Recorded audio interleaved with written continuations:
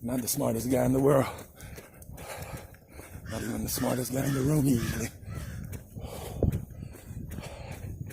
But one thing I do know is put in work. I could have been a pessimist and say, you know, I go try to be healthy. I ride 7 miles. Poof, I catch a flat. What a day. Man, it's not starting all right.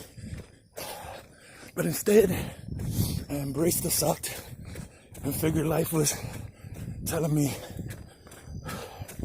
you need to run 5.5 miles or something. Do a little walking and thinking. This is embracing the suck, embracing the flat, embracing life. And it's early. I had the whole day ahead of me. And I sparked so much in my belly to get started for my day.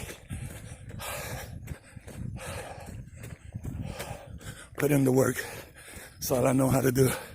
I don't know how to do much. But I put in the work.